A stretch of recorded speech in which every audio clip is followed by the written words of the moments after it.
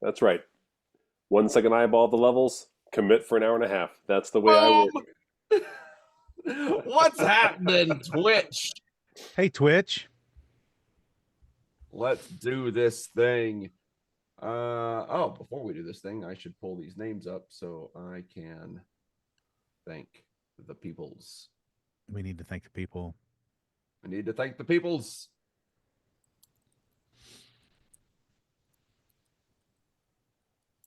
The worst part is I have to,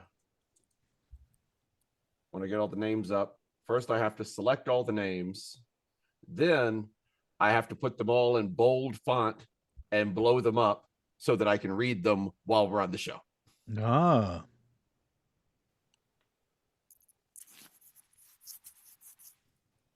All right, here we go.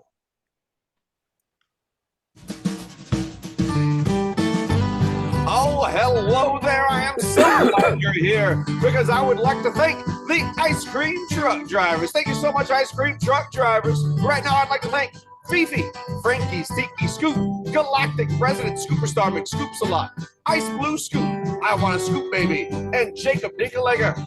If you want to be an ice cream truck driver just like these fine folks, and I hope you do, FreeCheekFun.com is where you can go. FreeCheekFun.com right over there. You can sign up to be an ice cream truck driver, and who knows, the life you save may be your own. And now, a program.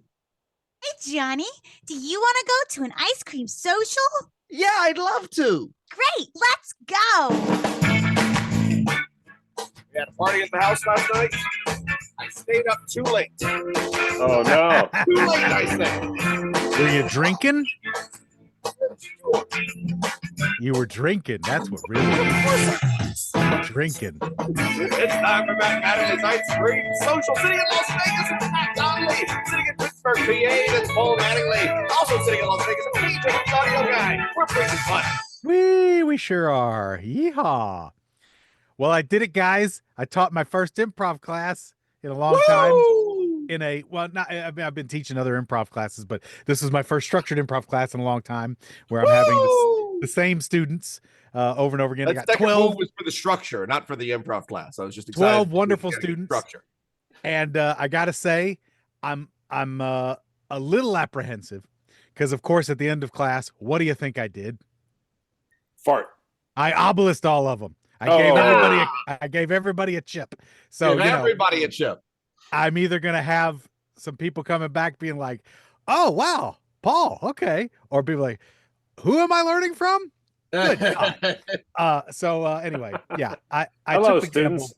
You fools. Hello, Dixie. all students. Exactly. I took the gamble and we'll see. But big thanks again to Justin for getting things cooking again with Skit and for giving me the opportunity to teach. I'm Love really, really of the excited. game. Yeah, and no, it's going to be really good. More good stuff happening. If you haven't figured it out, Justin Zell's not in it for the money. I don't know. I don't know if you have to figure that out yet. But or if he is, he's bad at it. Well, no, and you know what? Well, the other thing is too. Neither am I. I mean, no. You're not teaching improv to make but it is helping me do less target work, which is great. That's exactly it. Yeah. One less day of working at a target. That is precisely it. I have cut back to basically 3 days a week now, and it's going to save my ass because, oh man. Oh, cash grab Mattingly. That's right, Rich. I don't want you walking around Target too much because I don't want that sweet, sweet derriere to fade away. I mean, it's true. The You gotta words keep them of cakes, baby. The words of Sir Mix-a-Lot ring in my ears every day, especially days like today when I'm slurping on a little chocolate milkshake. You can do side bends or sit-ups, but please don't lose that butt. No, trust. This shelf is firmly intact. This shelf is here, baby. Yeah. Mm-hmm. Matt Donnelly, you're back on dry land. Yeah, man. Yes. Yeah. I'm sorry we could not attend your party, but literally I haven't been home in a month. So it was like, SJ was like, I sent Matt and Sarah a text about the party. I didn't hear back from them. I didn't say anything to her, but I was like, they are not coming. I think Matt is back on land. They're not coming to our house. No. We were very happy 2 nights in a row. Got to have all 4 of us home with our children, and then of course, I was on full soccer dad duties last night, which Oh, that's took lovely. me around town or whatever. But yes, How are the boys? Did you notice any changes since you were gone? Yes, Have they gotten employment? Yeah, Lots of 6'7". So I was in the car with my oldest and somebody goes to school with, driving them home, and I told them, I was like, my oldest son now goes to performing arts middle school, so that means on Fridays they play improv games. That's awesome. Totally. And so we were comparing, because I just went home for the last thing I did was I did my improv jam reunion, which I want to talk a lot about on the show. Yeah. But we were going over improv games, and I said, yeah, these are games I started playing when I was like 16, 17 years old. And they started laughing. And I said, wait, 16, 17 counts as 6'7"? Oh, did they get called out? Were they like, oh? Yeah. They were laughing. Yeah. Good, No, good. they're not subtle about it. Like, we were driving the car, and my kid is like, perfect time, and I look and it says 6:07 on the dashboard. Oh, Like, it's not subtle. no, it's everywhere. It's everywhere. Yeah. Craziness. The new South Park is all it's all of it. All And they 6'7". all know that it means nothing. Right. Yeah, it's They just gibberish. They It's just just gibberish, know, they know that, like, it just happened to be in a song, and then some guy Yep. did it on a TikTok, and it's Yeah. all out there. Yeah, it's And just it's doesn't matter. vaguely annoyed some of their parents. Yeah. Yeah. So yeah, but I went. Chaotic clumsy. They were just laughing at the idea of you being young. Yes, that part is definitely true. Well, that was the whole thing. Even we were putting together the improv lineup. We're like, I know it's been 20 some odd years for me to this. It's been 20 some odd years for me to that. And I go, we should stop saying 20 some odd years. It's definitely been 31 years. Oh my God.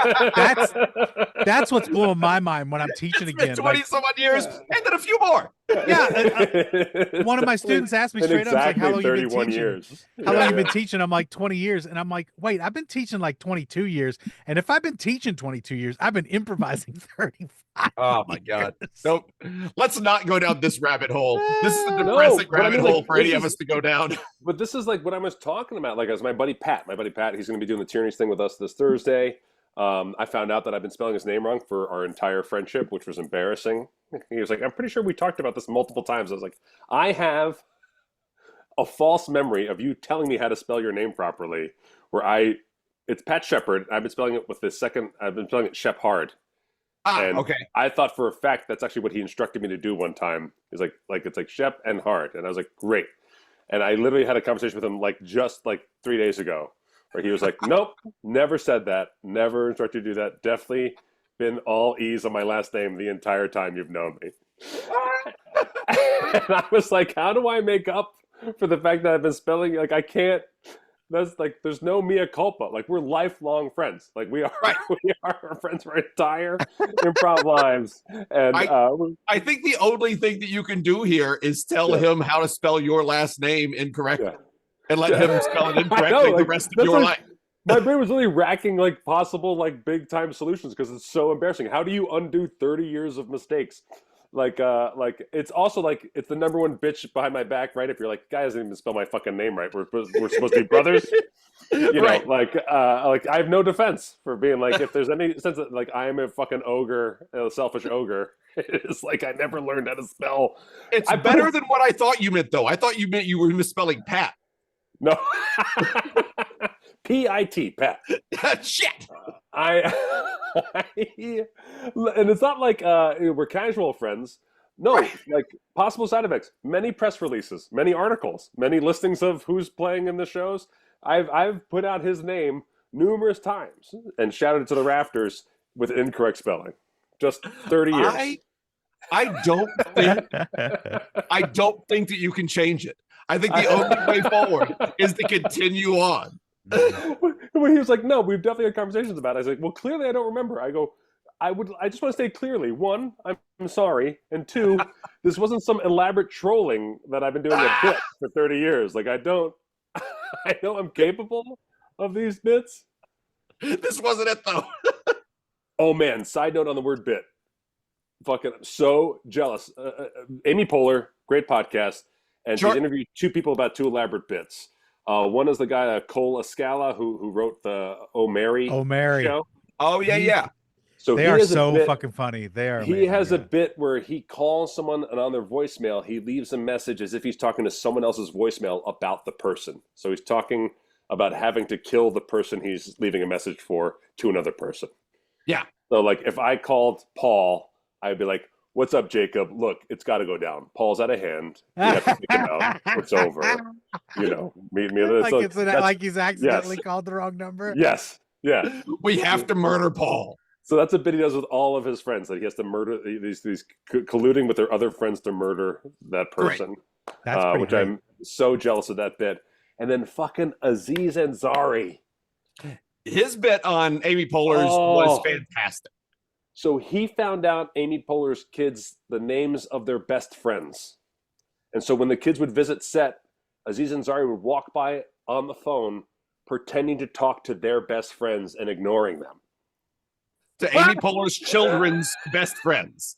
So He would not speak to her children. He would pretend to speak to their friends. And it was, it's like, Dalton or something like that. Yeah. But it was, it's like, oh yeah, hey Dalton. No, I haven't seen Amy Poehler's kids around lately. Yeah, I don't know where they are. I'm sure they're fine, but I don't know where they are. Let's get together. Let's play this. Let's do that. Like he's just like making plans and I'm like, oh, that's a really good bit. That is a really, really That's good very bit. funny. But yeah. So, so we got together hilariously at Kevin Smith's Smod Castle. We did the reunion, right? Yes. And so I just walk in and I am just surrounded by Kevin Smith everything, right? They've decorated everything, just a ton of memorabilia. I just saw he just got the Mallrats poster original art. Yes. Very, very recently framed up. That's the Drew Struzan piece, who just passed away. Just passed away. Yeah. Legendary artist Drew Struzan. Yeah. So he did. Really, it's worth looking up that guy. He did every movie poster. Oh, everything that we grew up with for sure. Yeah, Drew Struzan. Yeah, he did. Oh yeah. That's something that I've been wanting to get into kind of quietly for a long time, is old movie posters, and start collecting those. But that is the bar to entry. Getting into that kind of collection is intense. Well, if you're getting because I mean, what he bought was the original painted work. Yeah. Right, which is even crazier. Yes, it's like 30 I'm grand. not even looking at that kind of stuff. But yeah, it's even just the original prints, though. Oh, sure, the ones that used to be in movie houses. Oh, because a lot of those are double printed, right? So they can be illuminated from the back and that kind of thing. A lot of them are double printed, or a lot of them have like multiple things with the silver. It's all yeah. All right, sorry to completely derail, but you're in the Smart Castle and you're full of all this memorabilia. Even one part there's the poster with it's one of those stereoscopic vision posters where you with the sailboat, the schooner. Yeah, and so it had Jay and Silent Bob underneath, and then Jay talking. I have a button that was misprinted and has Silent Bob talking with the comic book bubble. Oh, funny! It's one of my little piece of memorabilia I'm keeping for if it should be valuable one day. It's a misprint. So it turns out Kevin Smith decided to do a Mallrats full cast reunion video, movie watching and Q&A with the entire cast on the same exact night as my improv reunion.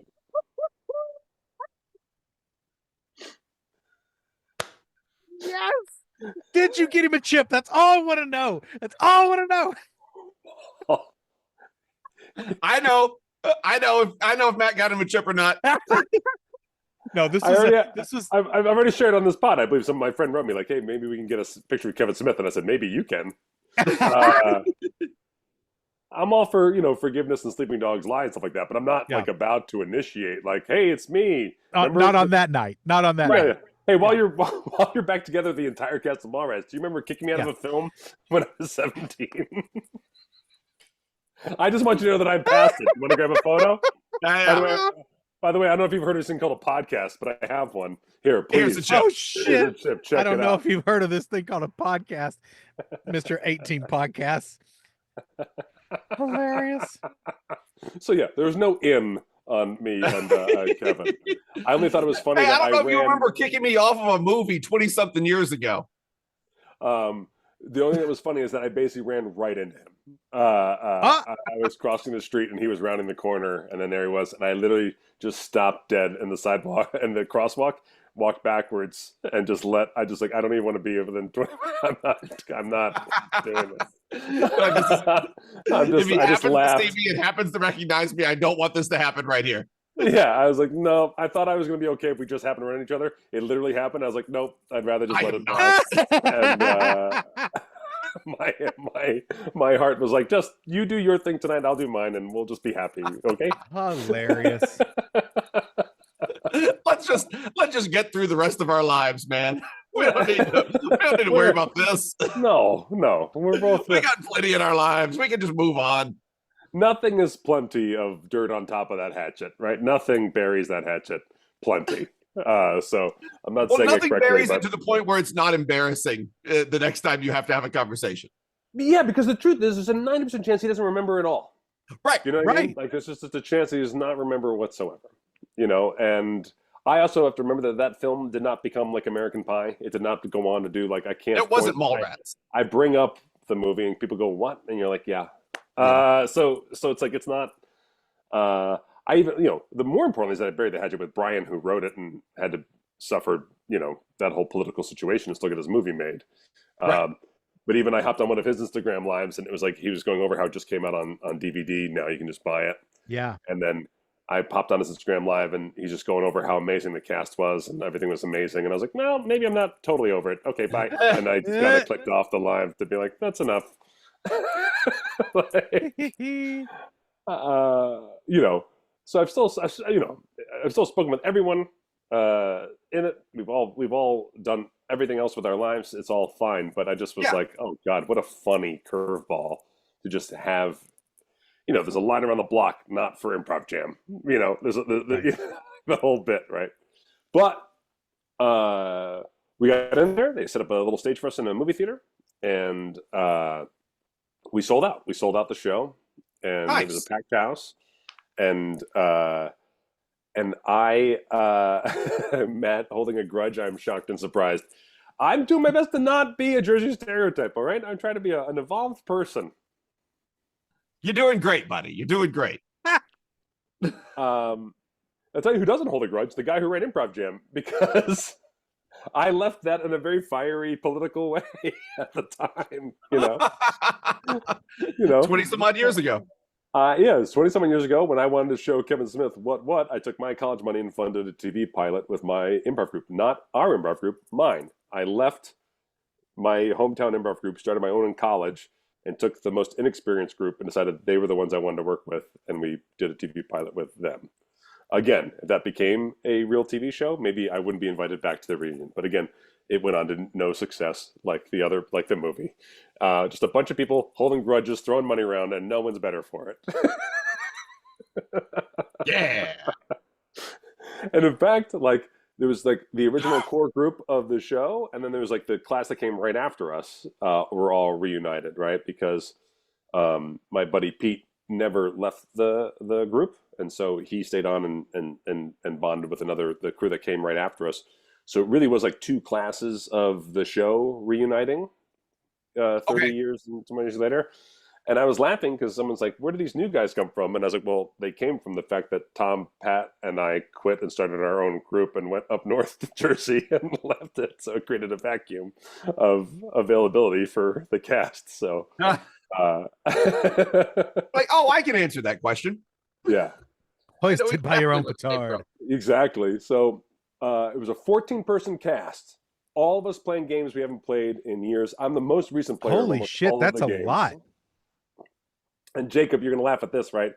So they put together a game, and Pete did a good job distributing all the games, all the different people.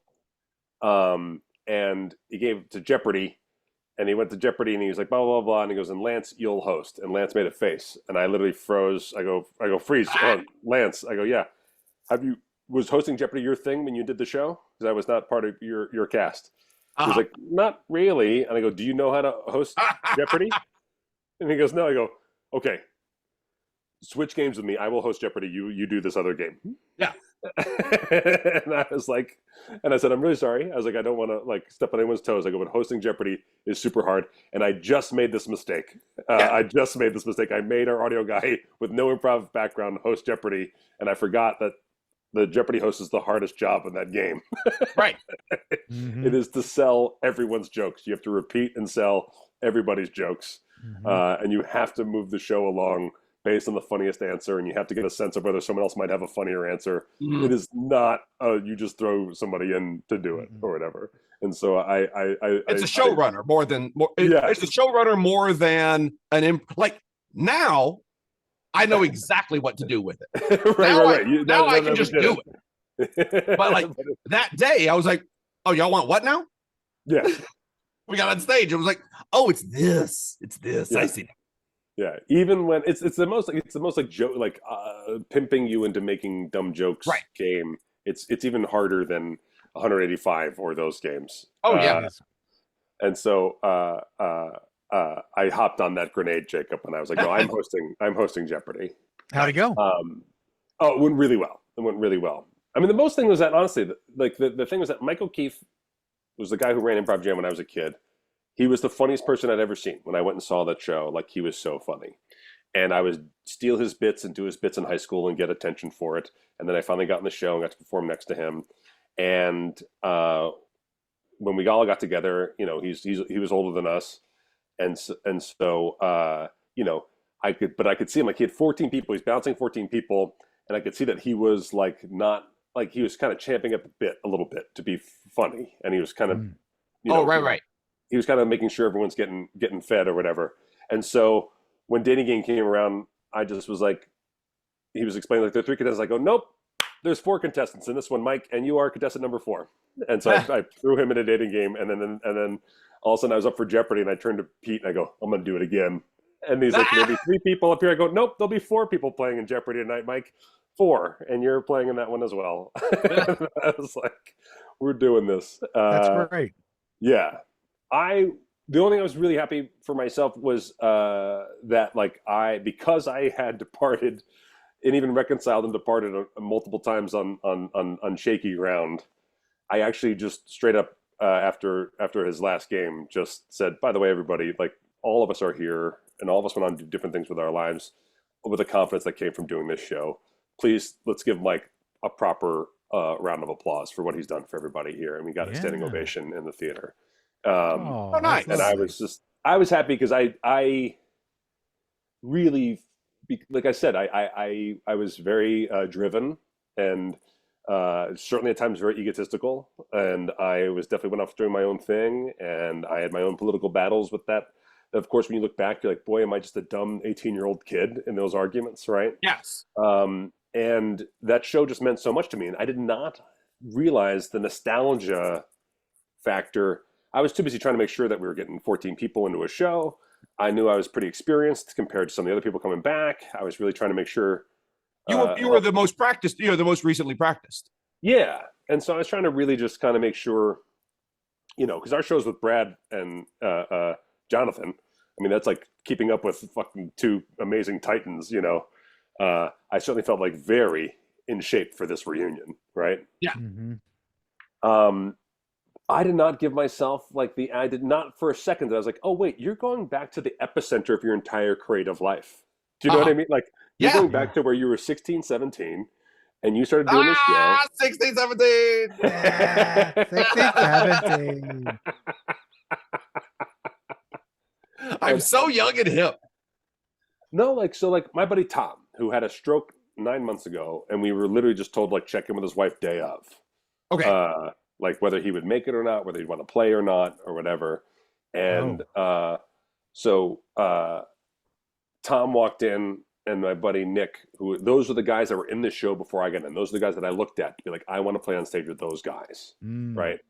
He just walked in. The first person he saw was Nick, and I just saw Tom and Nick hug. And just seeing those 2 together, I literally just started to lose it, like, right there. It was like 5 o'clock. The show's at 8. You were done. Like, yeah, I was like, good Lord, you know? Yeah. And I just wasn't really, all this was like, how the hell do we make this 14-person improv show with a bunch of people who haven't practiced go well? That's all that was on my mind the entire time going into this. Yeah. Like, this has to be good, you know? And I was not prepared emotionally to be like, no, buddy, you're going back to, like, day 1. You're going back to, like, the starter space on the game board. And it was really crazy to just feel those other people playing games and going like that like I was feeling 17, but I was like, oh, I love this game. I want to play this game too. Like I was like, I want to do all the games. And I just was like right back to being a 17-year-old, just like loving the show. Also like this weird thing, like Mike came from Sac Theater in Orlando.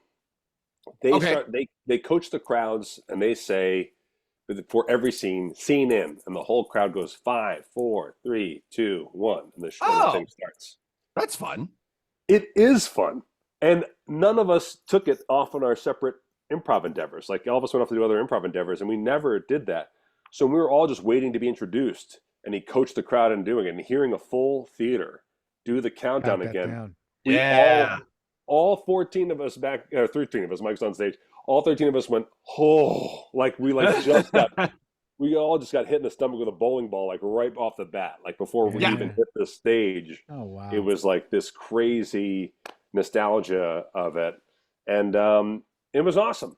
Everybody really impressed me. Everybody was really held their own and did all the right things to start all the games. And the crowd was into it. There was a lot of people who was their first improv show, which I was going to see their first improv show. Yes, because it was listed on the Smodcastle newsletter. Oh, yeah. So like half the crowd was nostalgic people. Half of them were just like, "Oh, I want to go see some improv." Yeah, and it being fucking 30 years, a lot of people brought their kids who were the same age as we were. Like when we were watching the show. Yeah. So a lot of people were showing their kids what they watched when they were their age. Oh, yeah. And that was a really big trip. That's a trip and a half, yes, sir. I can see how that would be a thing. Sure. And yeah, it was just a blast. It was just a crazy night out, and yeah, we did all the old games, and it was a crazy, nutty thing to do. I was really glad we did it. I can't imagine doing it again anytime soon. And then with that in mind, we're only getting older, right? So like, to wait 30 years to do it is crazy. And then you're like, well, 10 more years, I think it's really weird because there's no way we can do all that shit, Even when Mike went up, we made him do Emotional Roller Coaster. And that was always like, this is the strangest thing about this show, is that was our closer before we did a music. We would close with a song at the very end, but the last game we'd play was Emotional Roller Coaster, which basically was a tip of the cap to whoever we thought was hot shit, right? That person got to do all the emotion changing. So like our way of ending our show was like, now one person gets a show off for you. Like, it's really weird. It's like really weird to look back. So I was like, oh, Mike is going to change. We'll make Mike change. He'll do the last game and he'll change. And to incorporate everyone else, I had everyone else call the different emotions. I just went down the line to every performer, and they all changed their emotions or whatever. But I was like, we made such a weird show that was oddly popular, and it was not a wholesome improv, everyone gets along, we're all looking out for each other kind of thing. It was looking back on it, we were all like young, hungry comedians. It was very competitive. It was very much like, I've earned my right to do Emotional Roller Coaster. Like, those things came back into my head, like, and not like and not a formula that you can just go and recreate with a different group either. It sounds like. No, I mean, this is, like I said, like I've had a very blessed improv life, right? So I've gone off to many other places and seen short form and long form shows everywhere. And when I say things like, oh, we would close with Emotional Roller Coaster, people go like, what? Like, that's a starter game. That's like that's a first three gamer in most people's repertoire. Because it's just a silly throwaway game. But like, and I've said this when I came back to them, I go, every short form show basically becomes a review. Like, it basically becomes like a kind of a rehearsed deal where you do things with a certain energy, you perform it in a certain way, and you basically also kind of maybe steal other people's bits and jokes to create like a greatest hits version of this game, which just is inevitable. It's inevitable. It happens every theater. It happens everywhere, and no one wants to admit it. But basically, that's why those shows, basically, when you come in, you go, oh, because I love trying to sit in with every group and try to get everyone's vibe. And it was always very interesting to see like what elements of their shows were just like, oh, this is just a piece. Like, even though this is an improv game, this is a set piece that I can't help. I can't walk onto this. I can't help this out. I have to Right. hands off this piece for this particular group. They have a thing that they do on this one. And it's part of what made me hate short form for a long time. It's part of what made me resent it as not improv, and made me like a long form zealot for a good, 15 years after the fact. Like it was like, I'm doing actual improv and you're doing a review. But as I get older, and we learn, Paul, with our various endeavors in Las Vegas, is sometimes putting together a review is really fucking hard. It is. It absolutely is. Sometimes it can be really not funny at all. Yeah. And Very so, easy. It's very easy to fuck up games. Yes. And so, I mean, they're generated to help you succeed. But if you don't know the tricks, and if you don't know how to intro the fucking thing, right. look out. And that's the thing. That's the thing. Mike comes from SAC Theater. SAC Theater is where Jonathan Wayne Brady, Nathan Fillion, all those guys came from. Mhm. A lot of friends that Paul and I have came out of there. And yes, they'll be quick to remind you, like, oh, when you intro this game, don't forget this bit. Like, so we did Jeopardy. I forgot that we used human buzzers, right? And so we bring humans up, and then and Mike literally goes, oh, and don't forget, we have to say before we start the game, you put your buzzers down. And then I go, oh, I totally forgot about that bit. And then I said, oh, all right, before we start the game, go ahead, let's just put your buzzers down. And they all start insulting the people who came up to help them. Hilarious. And it gets a huge laugh. And I was like, Yeah. fucking bits, man. The fucking little show bits. Little zings that just keep things flowing, keep the energy high. Yeah. And it's another one of the things again, I love teaching level 1 because it always keeps me on my toes, keeps me remembering that it's basics always.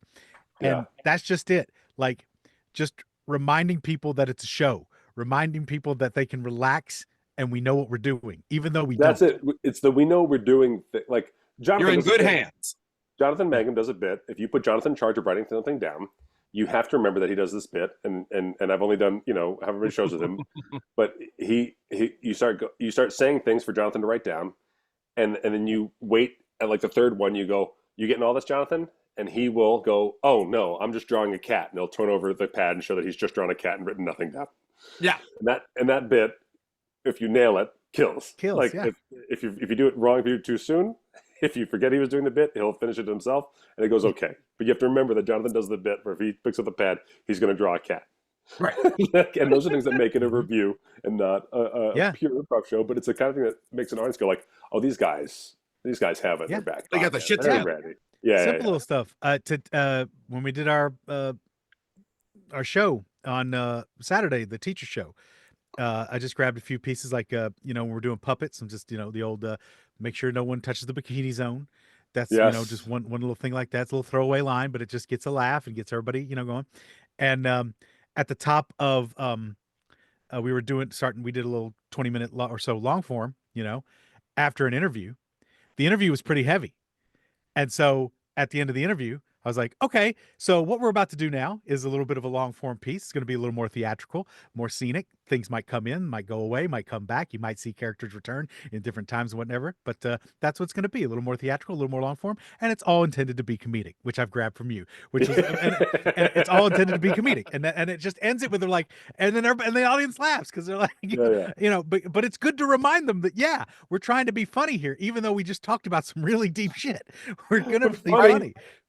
Is I've added to that bit, Paul. I go, I'll pause and go like the whole time.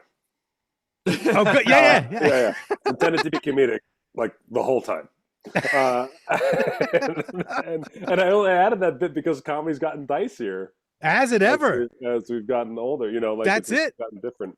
Well, we were interviewing this gal, and just stuff just kept coming up, and she's like, just some heavy stuff. And she's like, and I, she's in this meeting, and like stuff is getting very politically charged and partisan for no good reason. And it's all these things. Oh, boy. And so I'm like, no, I really appreciate you telling us that, human rights are partisan now, because I wasn't 100%, but now I get it. Okay. This is good. Because that's what, that's what she was dealing with, was just these insane things that are happening, because it's insane times. It's insane times. It's insane time. And it was weird to do our show because, like, Nick, right? Like, his specialty was to bring in political stuff or do a little satire and do whatever. And he was saying after the show that he felt weird that he couldn't play the way he normally played because it's too heavy. Satire's dead, baby. Satire's dead. It's just too much to throw at an audience. How can you make fun of this shit? It makes fun of itself. I know. Yeah, it's beyond parody. Yeah. So yeah. I mean, it was just a fucking craziest night. Oh, so one of the games we play is a game called Space Jump. And the way Space Jump is, it's kind of like a freeze tag-ish game, except that, one person starts off dancing, you call freeze, you come in, you make a scene based on the way that person's frozen, two-person scene. They keep doing something physical, freeze, something changes it, third person comes in, and you go, like typically in our show, we had 5 or 6 people in the cast. 6th person would come in first and leave first. So you do a 6-person scene, and they find a reason to leave. And then you go right back to that 5-person scene, go right back to that 4-person scene, go right back to that 3. So you keep adding. You would keep adding as they come in. Nobody tagged out. Nobody tagged out. It just grew more and more and more. Grew it from the freeze. Okay, cool. So Pete Capel's like, we're gonna do a 14-person space jump, and I laughed really hard. And he had like a moment of doubt. He goes, right? And I go, oh, I'm sorry. Yes, we're definitely doing absolutely. it. Fucking yeah. I'm already laughing at it. It's great. Yeah. And in my head, I'm like, this might take a half hour. Like this might take up the majority of our things or whatever. And it is intended to be comedic. And instead, everyone nailed like their opening lines, all of them. And so it was either a call or a call and response, freeze, big laugh on the freeze. And so it was like lightning fast all the way up to 14, and then it became this hilarious game of trying to remember all of them on the way out. Oh right! And that what was were we doing? What game. were we doing? Yeah. Everyone just looking at each other to be like, whose scene is it? Who's supposed to leave or whatever? And it just paid off huge. And it's easy for like 14 and 13, maybe even 12. You get down to like 11, 10, and then you get to like 8 and 9. Yeah. One of them was when they were frozen. They were frozen. They were hands up holding a casket, and when and obviously the physicality changed. So they literally was like 6 people staring at each other. And then one guy finally remembered and goes, oh, we dropped the casket. And everyone just laughed. And then he left or whatever. So yeah, just so many moments. My dad came out, check it out. Oh, wonderful. Nice. And I said, man, it's been a while. I worked hard to get into this show. He goes, oh yeah, you were terrible when you started. And I was like, not wrong. He literally like portrayed, like it was a vivid memory in his mind of me having stage fright the first time I was in the show. Oh, really? Yeah. And he literally was like, you were like, and he posed as me, like frozen on the sidelines. And I was like, that's exactly what happened in my first show. I was absolutely, totally stage fritten. I don't know how to say it past tense, but yeah.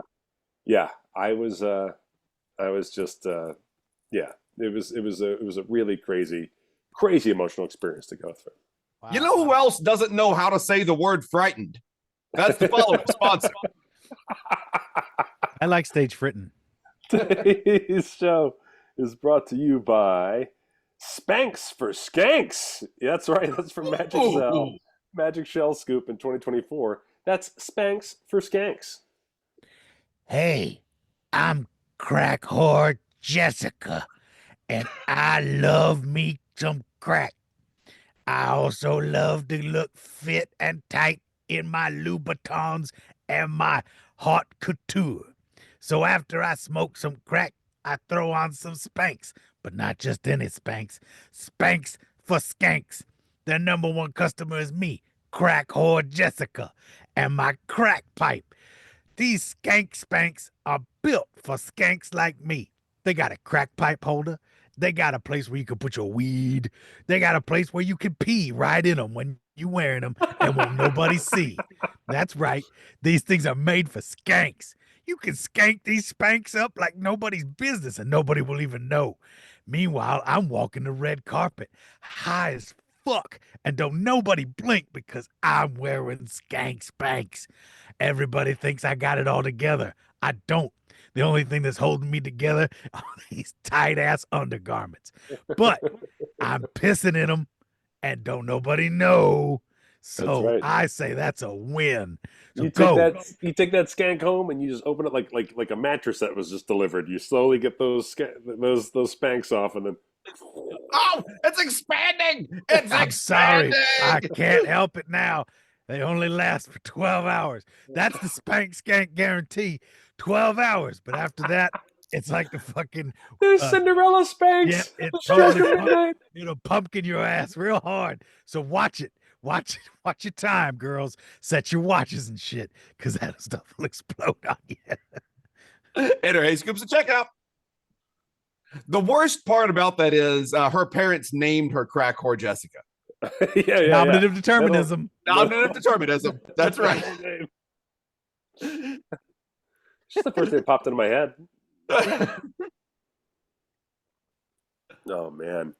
Yeah, so I just got back from the doctor, got my neck ultrasound. Good times. Oh Good. boy.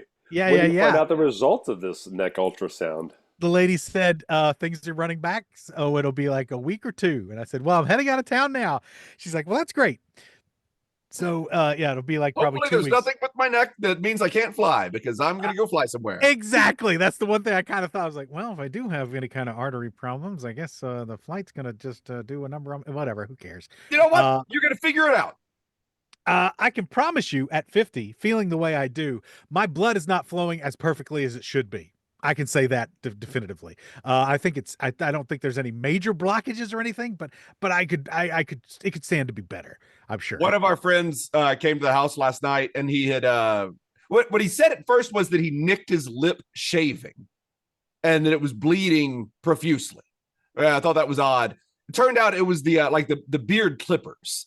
So okay. The clippers So like really got in there. Yeah, like took a little hunk out of his lip. So it was like a deep dig. Yeah. But it was bleeding for a couple of hours. It was bleeding. Oh my gosh. Like profusely for it because it was right on his lip. It was right on like the not above where your mustache is, but like down on the lip. Yeah. So anytime he would smile, move his lip, and move his mouth at all, it would just open right back up. Oof. Yeah, it was like this is how we live now. Did you remind him? You can remind him that, of course, the area of the mouth and eyes are the first to heal. So there you go. Yeah. Yeah. I'll remind. I'll remind very him next time that comforting to the person who's been bleeding for Well, hours and hours. I'm laying down and she put a towel under my neck and everything. And then she gooed me up with the jelly. Yes, she did. And then she ultrasounded me. And I got to hear my heartbeat for the first time on the monitor. I really felt like I was my own baby. It was really interesting. I am a boy. Yeah, I was like, oh. It was like, oh, like, we can hear a heartbeat. We've got a heartbeat. I can hear whoosh, whoosh, whoosh, whoosh, whoosh, whoosh. You know that sound that comes through with the heartbeats. I was like, oh, and she had to do that 8 different times and find it just right. And then whoosh, whoosh, whoosh, whoosh. And I was like, oh, I can hear him. He's in there. It's like, it was just really interesting to hear my own blood. He's fighting to get out. Yeah. I'm like, oh, that sweet baby boy. He's bleeding inside. He's just a gushing and a swishing. But from my untrained ear, sounded pretty much the same on both sides. So I don't think there was anything.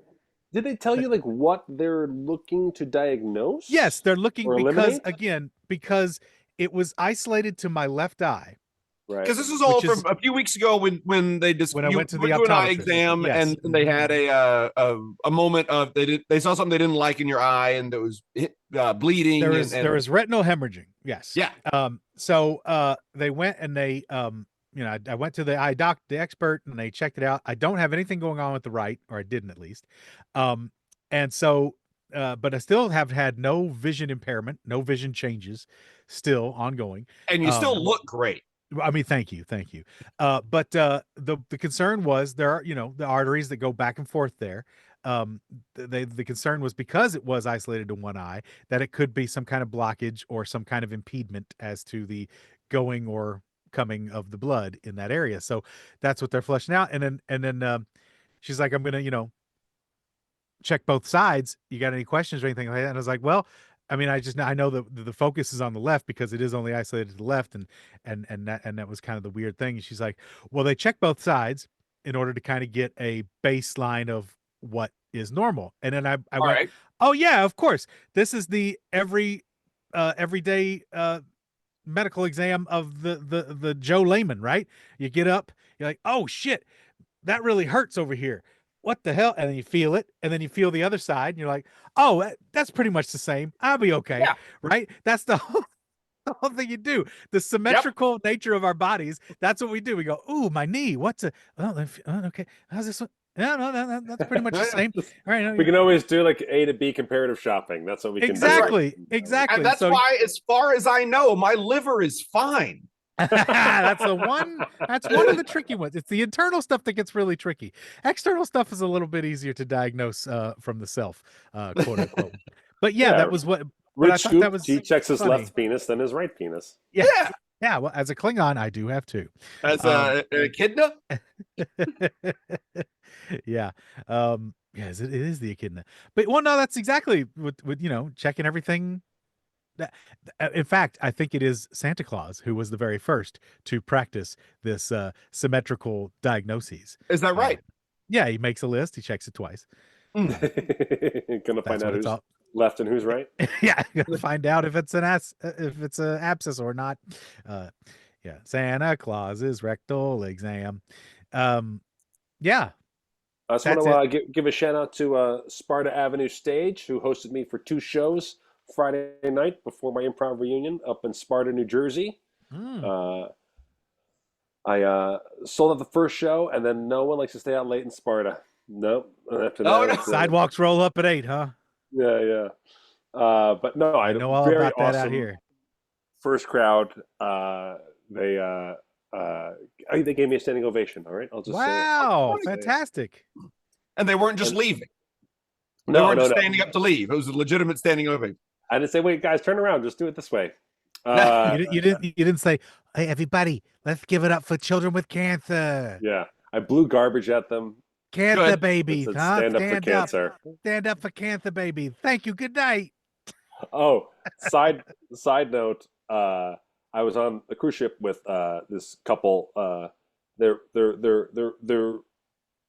big time magicians, but they're now more social media people than magicians. But they're Kyle and Misty Knight, Yes. and they also sure. work backstage with Blaine when Blaine comes to town. They're Okay. on Blaine's crew. So I told them that I have Michael Chris- Blaine. I was like, so you were in the theater when Chris Angel was there, and then we started talking that story, and I surprised them the next day. I gave them Chris Angel as a question stickers Oh, that I give out awesome. at my shows. So I give those out at my shows to any Penn Sunday School listener. They love it. They asked for an extra one for David, so I gave him an extra Oh, that's one. great. Good. Did you give him a chip? They are all chipped up. I don't think they'll If do we some can on the obelisk podcast David anytime Blaine, our life is complete. I had How up funny to would it be to my- have David Blaine come do some crazy death-defying shit at Scoop Fest some year? at my shows? I say, do you listen to podcasts or whatever? And I'm jokingly I'm referring to my own, and then people will be like, "Oh, I like This American Life," and then Nobody says that.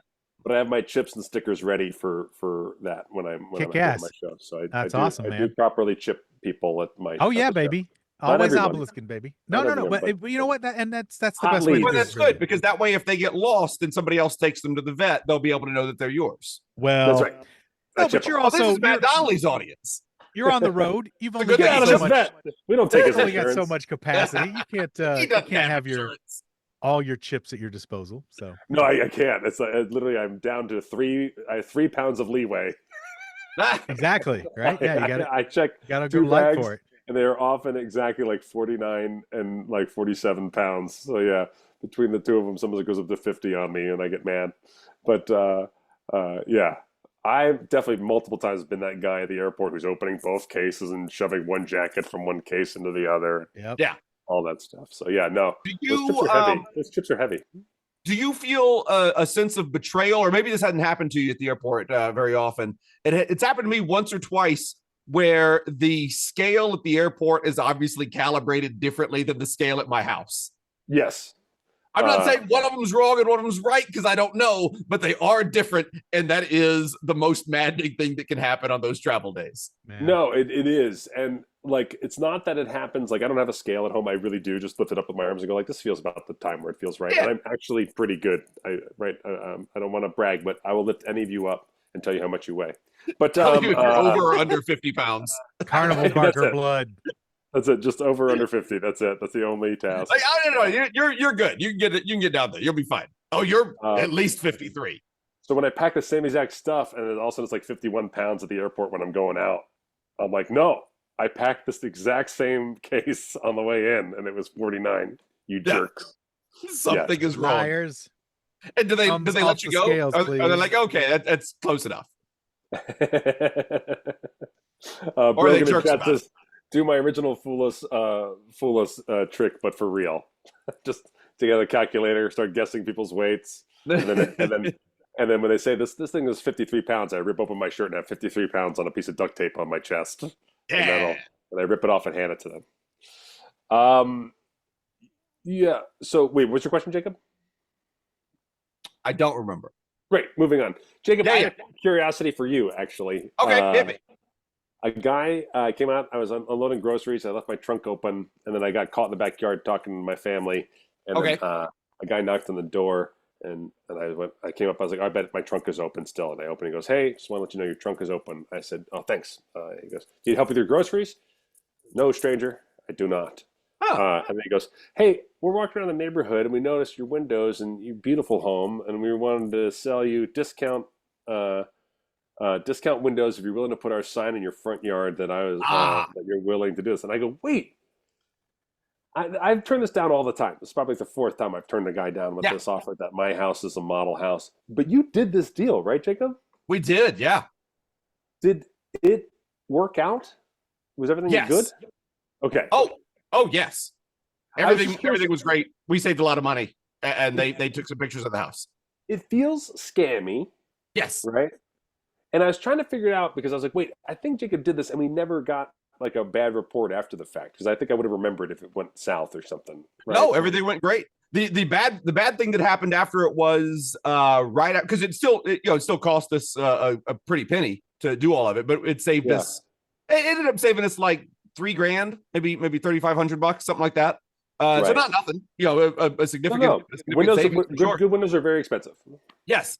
The downturn that happened at the end of that story was right after we did that, like a few weeks after we did that, COVID shut everything down, and most of our income stopped coming in immediately after spending a lot of money on windows. It would have been fine. We would have been fine not swapping them out. That was us with fake grass. We called to be like, "Can you not install the fake grass?" And we already cut it, so you'd save just the installation fee. It is done. And I was like, when you just have like a mountain of sand on your side of your house, And I was like, oh man. I guess go ahead. So I'm trying to think of what the I think it might simply be the con of it is simply that Andersen windows are the standard. Andersen windows are expensive. And if you offer cheap windows that aren't Andersen, then people think they're going to get shitty windows. And so the discount element, and by complimenting your house, you feel flattered. And then the idea that you have to hold an advertising thing to save money is it's like the same as Paul would say, taking the bottled water for the meeting, right? You don't take the water when they offer you water. It's like you're creating a currency exchange. Yes. So I guess it's simply about if you want to compete with Andersen, and you can by price, competing by price doesn't work unless you do this bit, is the best I could come up with. Because ours weren't Andersen, but they were another big brand. I forget what it was. But they're like 2 or 3 big Pella? brands in town. No, it's like Isn't Pella one of the big ones? I think Acme brand windows. That's it. They sell windows and anvils. Nevar Break. That's it. But yeah, so it was like another big brand, and so we felt okay with it. He offered me 6 to 7% off, and then we just laughed at him until he left our yard. He didn't know why. New windows. I'll tell you who's gonna get some new windows, and they're gonna pay full price. That's the following sponsor. Oh my. Today's show is brought to you by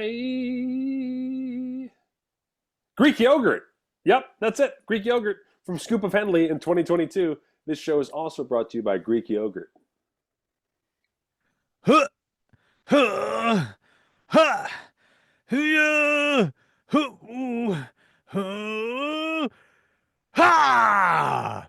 There's a bowl. Enter Hey Scoops at checkout. You just shit yogurt. I didn't just shit it.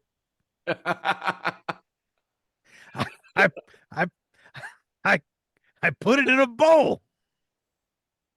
He makes a lot of good points, Donnelly. He makes a lot of good points. Good point.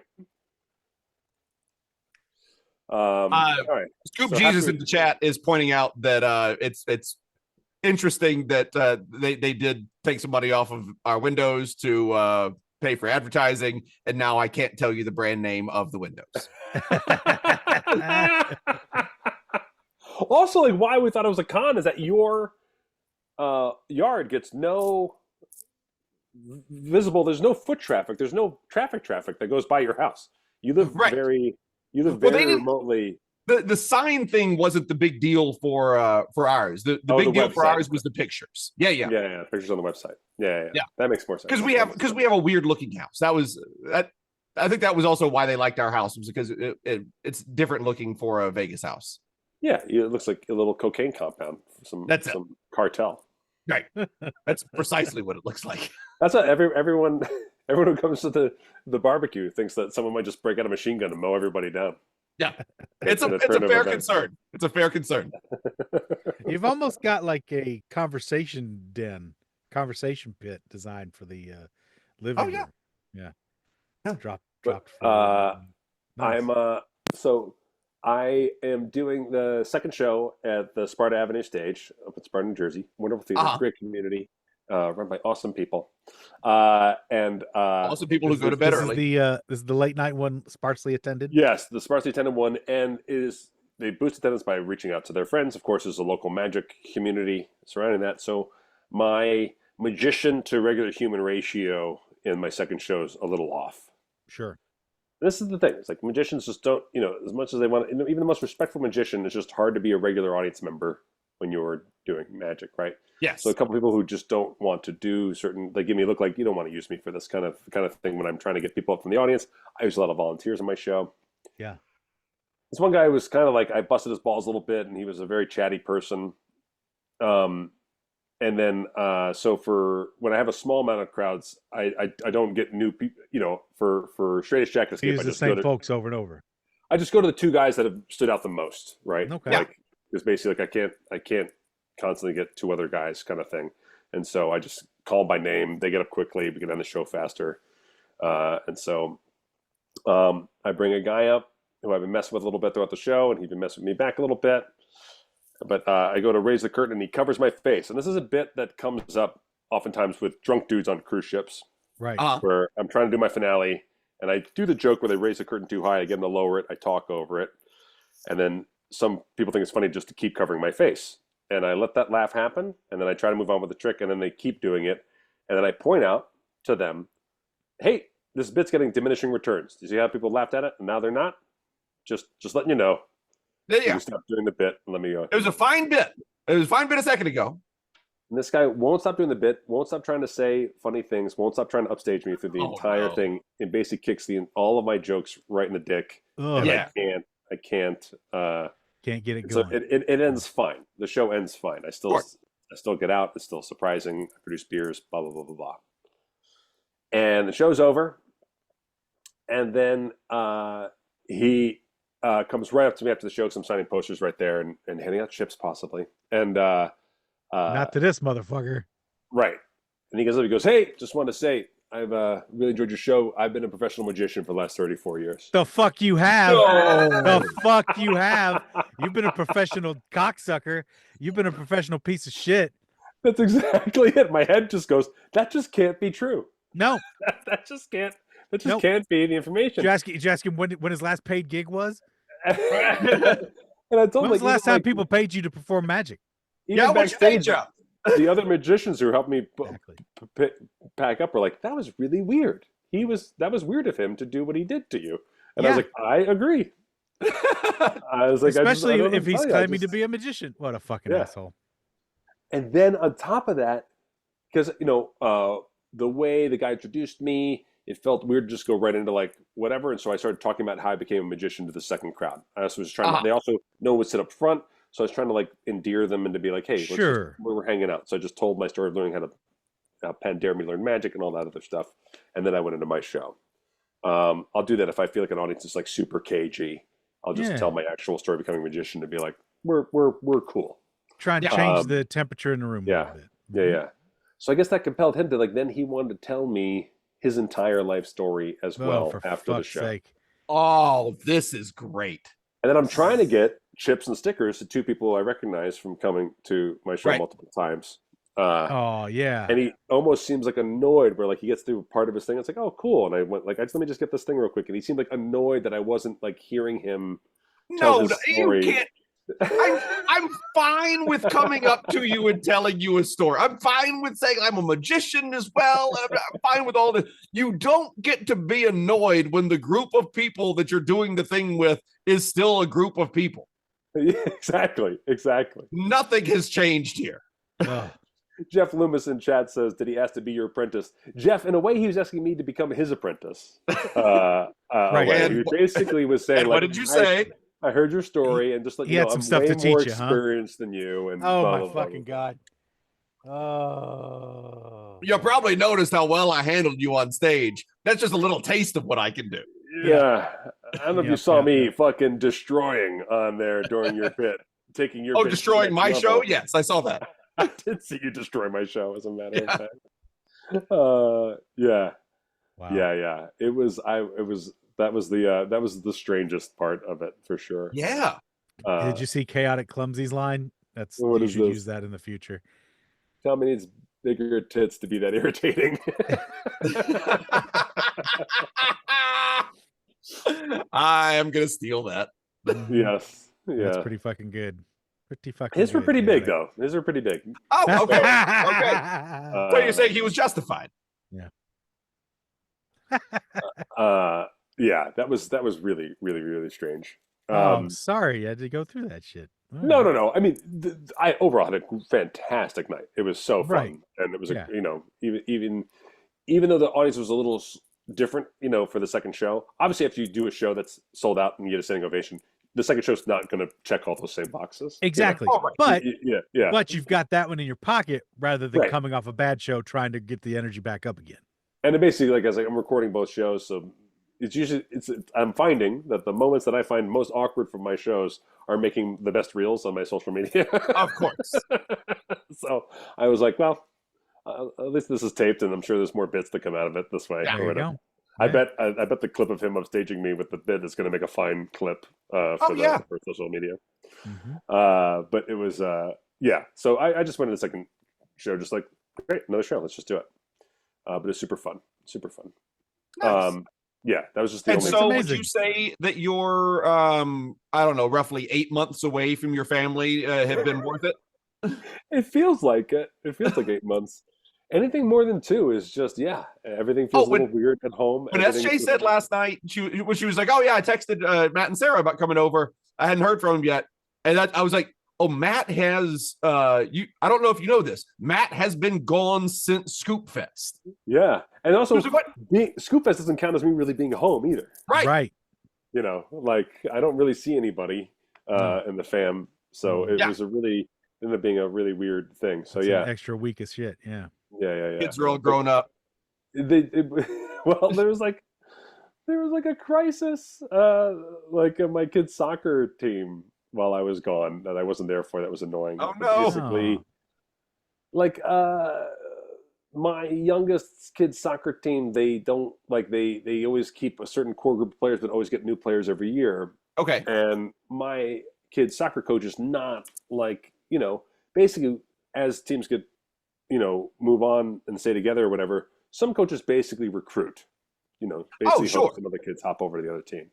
Yeah. And my kid's coach does not do that. Okay. He just takes the random allotment. Yeah. Like, I believe that's actually fair to the league, right? Mhm. And probably the healthier way to go about it as well. Right. So, but what ends up happening is that we end up getting kids who aren't quite in demand for any other team. Right. And they're not in demand not because they may be bad, but sometimes they're not in demand because they don't show up. They just don't. They don't. Sure. They're not reliable. They're not reliable.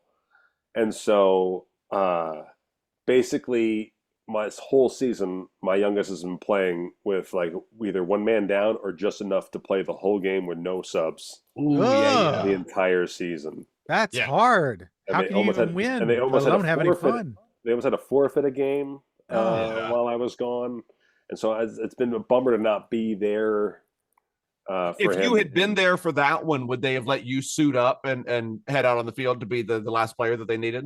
I mean, I have my cleats, I have my shin guards, Mhm. Good. and I have a forged birth certificate saying that I am 10 years old. Oh, you got everything you need then. So I'm willing to just march it on out. Is Those- that kid? I don't know if that kid's 10 years. We need to see a birth certificate. You know And what? also, and all the coaches are like, "Let him play. Don't worry. Do not worry about him." If you think your kid can't outrun that guy, you are wrong. You'd be surprised to know, Matt, that currently what you just talked about, cleats, shin guards, and a forged birth certificate stating you're 10 years old are also Yeah. required to work in a bodega now in America. I'll tell you what's not Yep. going to work for you. This jock versus nerd. You're going to get whooped. Bullshit. Getting cracked on. Versus nerd action. Oh, am I? Fuck yeah. I'm on the hunt for balls.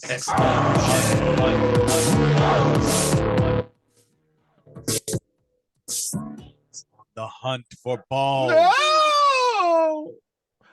Oh, we got an obelisk coming to us today from the Upside Down Under Scoop. This is the one where you have the pyramid of all the different prices. The questions start at $200. They go all the way up to $5,000. We have double downs. We have steals. We have super steals where we also steal the other person's money. And it's a 50-50 thing. If you miss a question, you lose control of the board. And that's how the game works. The $200 question is coming to me first. And the question is about famous dick. Famous dick. I'm not going to double down. I'm betting nobody's going to steal. So let's see what the question is. Ron Jeremy was also known as A, the hippo, B, the hedgehog, C, the horse, or D, the whale. D, the whale is a great porn name. My name is D, the whale. D the whale. D the whale. Dick the whale. I'm going to say the hedgehog. He was the hedgehog. Absolutely. Yeah, there it is. Boy, he's just bad. Is he in jail now? Did he die? I don't believe think he's in he's jail. dead. I don't think he's dead. Okay. Ah, Yeah, he's been bad. He got bad. I He agree. got worse. He was bad from the jump, but he got worse as time went on. Sure. And man, his version of Miley Cyrus's Wrecking Ball is still fantastic, though. Oh, I don't know if I even heard it. Separating art from artist there. No That's right. problem. That's No right. problem, because Wrecking Ball is just beautiful. We can do Yeah. that. Let's see, famous tits. Famous tits. Anybody want to steal? Still Oh, I me. mean, it's a category I feel great about, but it's too early in the game to steal. This is Yeah. one that you know a lot about. I'm glad it's a low dollar question. This set of famous tits are held in place allegedly by a 40 double D bra. Dolly Parton, Anna Nicole Smith, Pamela Anderson, and Kat Dennings. Ooh. Pretty sure this is a Dolly Parton story. So I'm going to say A, Dolly Parton. It is Dolly Parton. Hooray. Anna Nicole Smith was the only one that gave me Oh, pause. she does have Yeah. famous tits. That's Oh, not that's something Dolly I ever Parton. think about with Dolly Parton. Famous farms. Anybody famous farms? No, here's the question. Old McDonald's. Tyler Sheridan owns this famous Texas ranch. 2 6s, 5 6s, 4 6s, or 6 6s? Oh my goodness. I don't know. I'm not using a 50-50 on this one. I'm at a loss for Taylor Sheridan. Who is that? Is that a ball player? Also known for his tits and from the South. Oh, Huge tits. I think it's, let's say 5 6s. B, 5 6s. No, it's 4 6s. I was 1 6 off. Oh, 1 6 so off. close. Matt, that goes to you, famous farmer. Anybody want to double down or steal?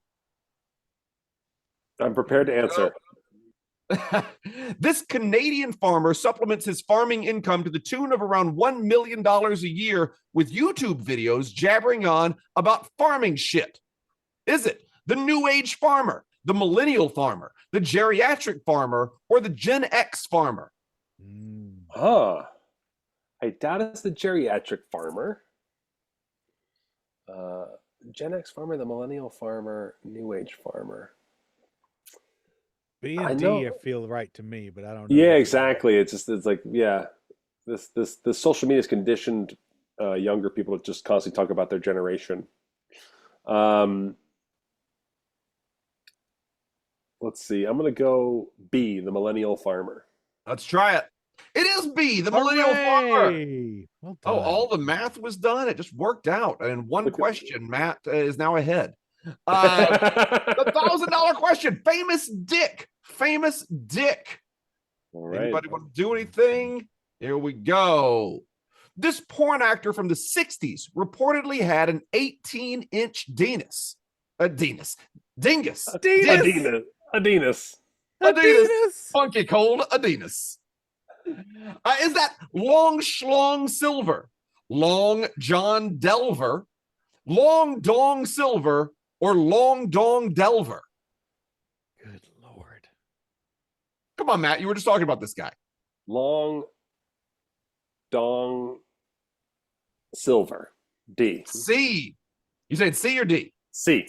C. Long Dong Silver is correct. Hey. There we go. I mean, it has to be Long Dong Silver, Long right? That was- Dong Silver. That was me pretending like I didn't have all of his catalog. Number Right. one super guy.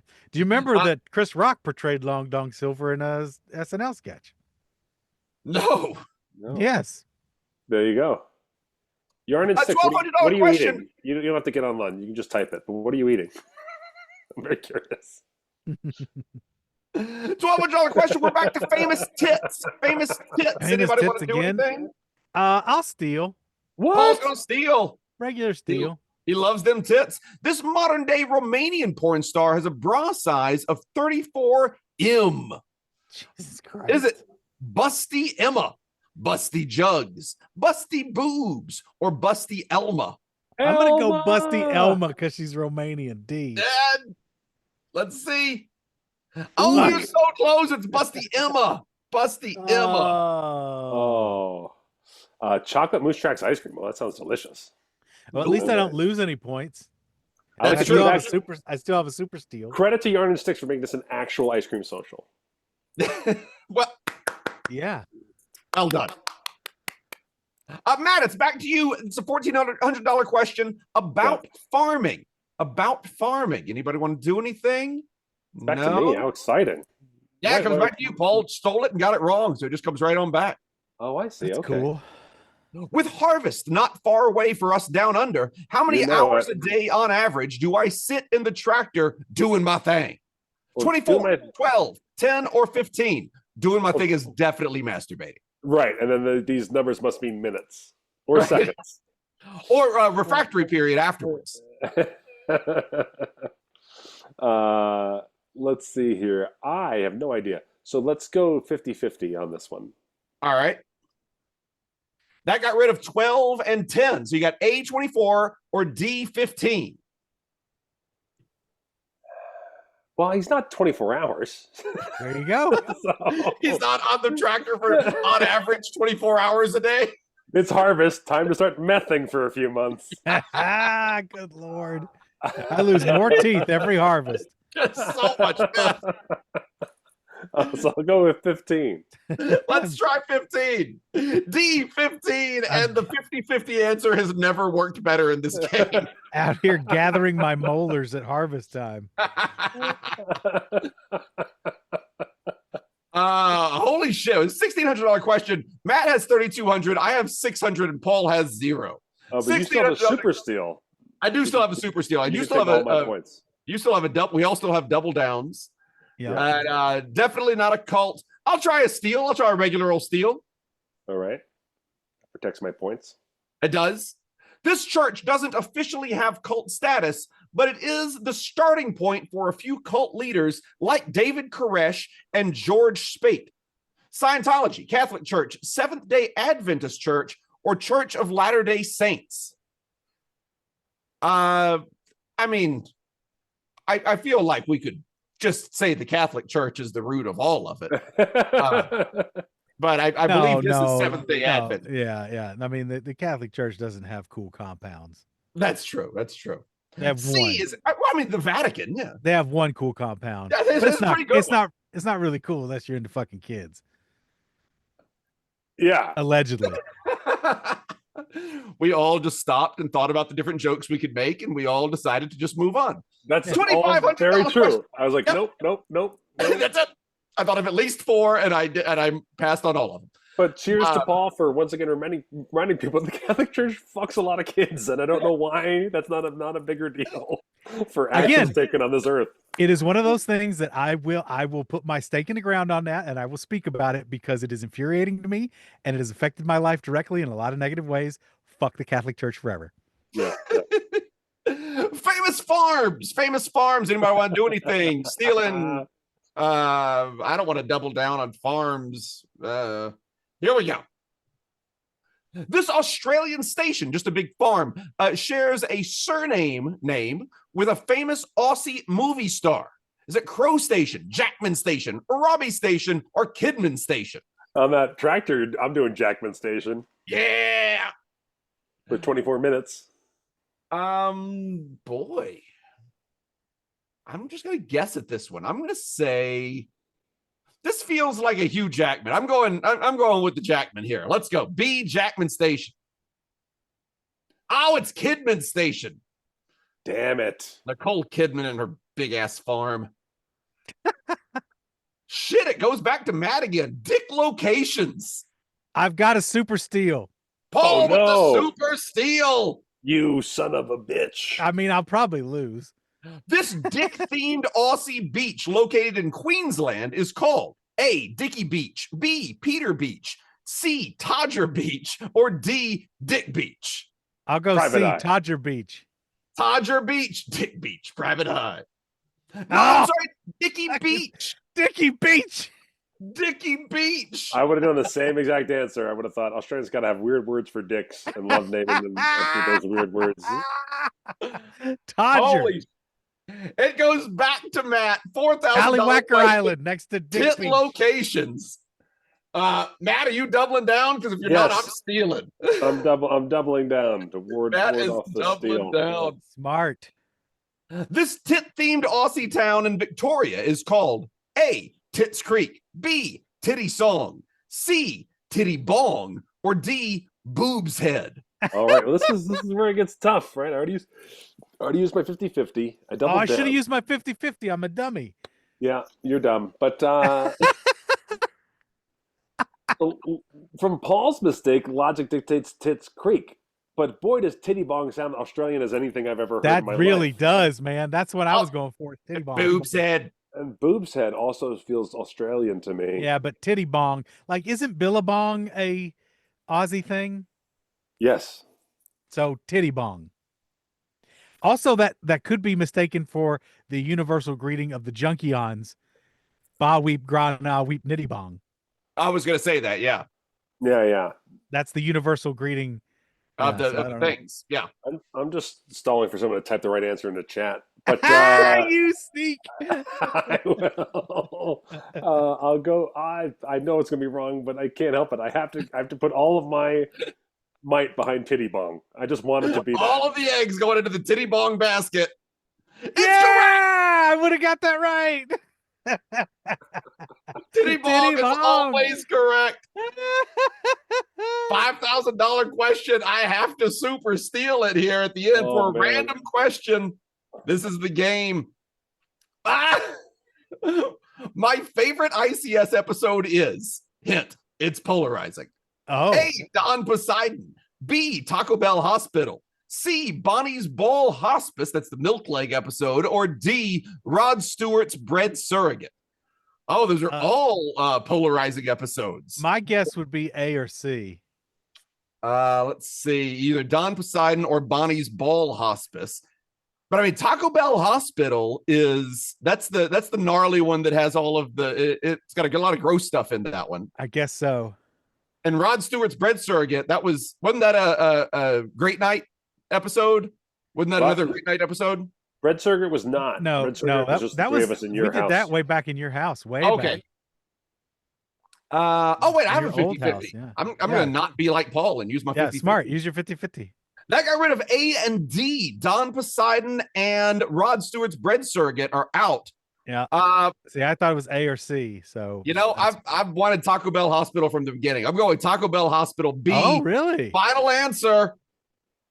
See? It's It was C. It's Money Small Hospice. I got that wrong, losing all of 5 points. Matt eked out the win today, 11,200 points versus zeros for both Paul and I. That is from the Upside Down Under Scoop. Thank you so much, Upside Down Under Yes, Scoop. Thank If you. you want to send us a Scooperty or a Price is Strike Jock versus Nerd or an Obelisk Jock versus Nerd, head over to preaching, not that one, HeyScoops.com. Head over to That's the one. HeyScoops.com. Right there on the homepage, you can do all of those things. You can send us some email. You can do all kinds of things over there at HeyScoops.com. Oh, you can buy the Scoop Fest merchandise. That's Yeah. right. Go over So there, we, buy yourself the some big- Scoop Fest merch. Oh, I haven't I said guess, something. I guess we've said it explicitly, but the mystery item this year was a fez, was a Scoops Yes. fez, and so a lot of those have been selling off our website as well. So sure. yeah, it's been a fun item to get your hands on. I don't think we'll be restocking the fez, so No. definitely, No. get It's them a while you one-time can. thing. So these Yeah, are going to Yeah, be the these are going Fez to be is very gonna- very it's gonna be collectible. good very while it soon. lasts. Yeah. Yeah, Don't and if miss you're your hearing chance. this right now, Paul and I show it tomorrow night. If you're hearing it when the morning it comes out, Thursday, Paul and I have a show tonight at Tierney's Tavern in New Jersey. Get there, 20 be bucks there. at the door. Come on up, and Hottest comedy check out the spot show. on the East Coast that night, right It's going going to be a really fun collection of people. It is. It's also going to be less than 14 people, meaning this is also going to make it more fun to play. But Yeah. it's going to be me, Paul, my buddies Pat Shepard and Didgeridoosh from my old improv group Possible Side Effects, my buddy Dion Flynn, who many people know from playing Obama and other characters on the Jimmy Fallon Show, and of course famous stand-up Kurt Braunohler will be doing stand-up and improv with us there. That's tonight at Tierney's in Montclair, New Jersey. Get there if you can, or if you know someone who might dig that show, just come out and check out that show. It is almost guaranteed to be one of the funniest things you can do in Montclair, New Jersey that night. That's true. That's true. Yeah. And so, but sorry, Andy, I will not film it. That's just the rule of asking old friends to do improv. I haven't done improv in a while. We do not film it. Oh yeah, it's too dangerous to film it. Yeah. But yeah, come check that out. I want to thank all the people who check us out every week and put us in your ear holes. We thank you so much. I want to thank Penn Jillette for creating this podcast. Thanks, Ben. And then, Jacob, did you send the list? I just did. Okay. I will look at my phone. I want to thank part of the show. I want to thank the following people who support us over at patreon.com/HeyScoops. These people all knew that it was Long Dong Silver the whole time. Whoa. Yes. That's nice. Private Parts, Nesticle Scoop, Neil Fleisch, Neapolitan, Neck Pubes. Shockingly on theme for my credit. Nathan Hooten, Nathan Clay, Natalie McGuillotine, Mrs. Johnny Australia, Mr. Head Scoop, Motor City Smitty, Monica Day, Monadnock Scoop, Mohan Nair, Mitsula, Mississippi Churning Scoop, and Milk Leg Scoop.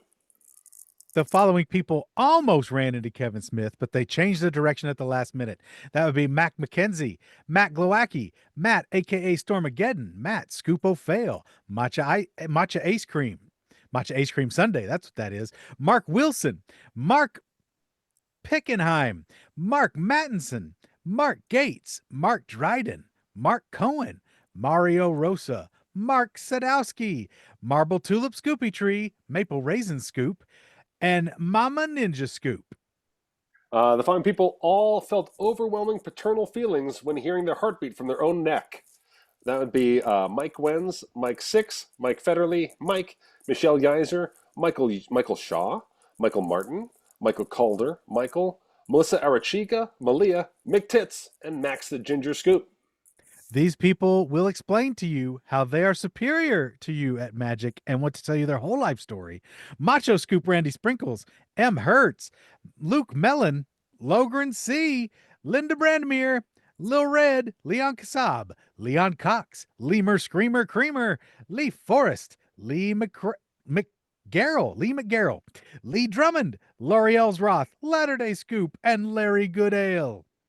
Matt Donnelly will do impressions of the following scoops at Tierney's Tavern. That's Lance Amon, L.A.J., Kurt Hendrickson, Kurt Egner, Kristen Claddock, Colin Tony, Kiwi Fruit Scoop, King Scoop, Kimchi Douche Scoop, Kevin Dory, Kevin Chamberlain, Ken Soto, Ken Fargy, Kelsey Kandari, Keith Robert Corning Scoop, Keister Sunday, Kay Mathis, Justin Robert Young, Judy Schneider, Juan Galvez, J Rock Scoop, Joshua Wilson, Joshua Tarr, Josh Roberts, Joseph Polero, Joseph Foster, Jordan Campbell, Jonathan, Johnny Parker, John Jacob Schupenheimer Schmidt, and John Holshin. Thank you all so much. Hey, you guys mind if I get in on this? That's my Kurt Egner. That's my Kurt Egner right there. Solid. Just to give you a little preview. Yeah. Yeah, all these people that we thanked, they support us over at Patreon. You can too. Just figure out the tier that fits your budget, either monthly or yearly, and go over to preachingfun.com right now. Come visit preachingfun.com.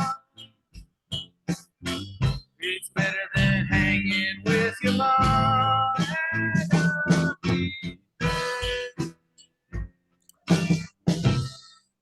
Or if you would rather get a neck exam than listen to this podcast again, head on over to fartsinabag.biz. Farts in a bag.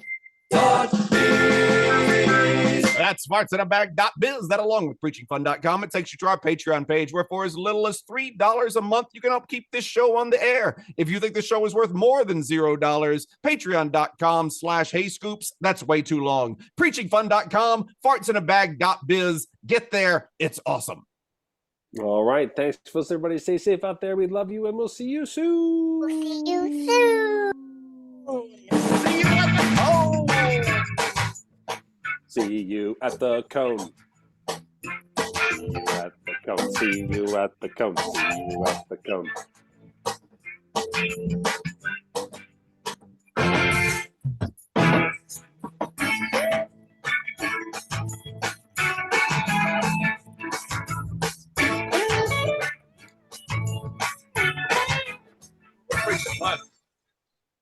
See ya.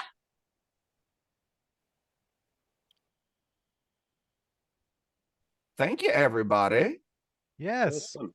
Lovely to see everyone. Absolutely. We're going to figure out the Zoom hang for Monday with Paul. Mm-hmm.